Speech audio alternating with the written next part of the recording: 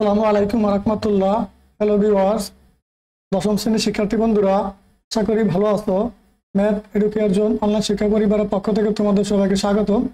তোমরা যারা 2026 সালে এসএসসি পরীক্ষার্থী আছো, তোমাদের যাদের অর্থনীতি আছে, এই অর্থনীতি বিষয়ের শর্ট সিলেবাস আজকে আমি তোমাদেরকে বলে দেব। তো আলোচনা শুরু করা যাক।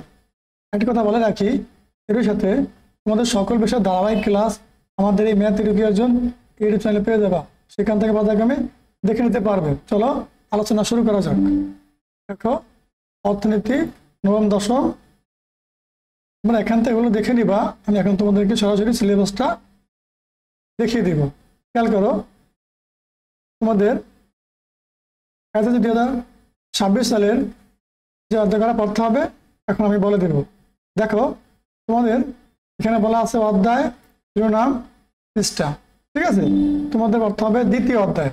এই যে এই দ্বিতীয় অধ্যায় আছে তোমাদের অর্থনীতির গুরুত্বপূর্ণ ধারণাসমূহ। আবার আছে তৃতীয় অধ্যায়, এর দ্বারা পড়তে হবে উপযোগ, চাহিদা, যোগান ও ভারসাম্য। এই চতুর্থ অধ্যায় পড়তে হবে আছে উৎপাদন ও সংগঠন। এবার আছে ষষ্ঠ অধ্যায়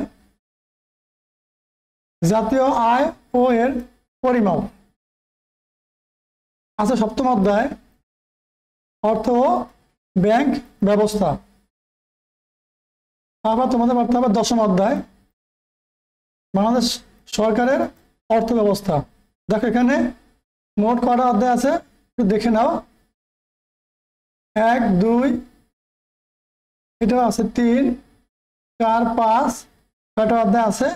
এই ছিল তোমাদের মূলত 2026 সালের এসএসসি পরীক্ষার্থীদের জন্য অর্থনীতি বিষয়ের শর্ট সিলেবাস। আজকে আলোচনা এখানে শেষ করছি। ভালো থাকো, আল্লাহ হাফেজ।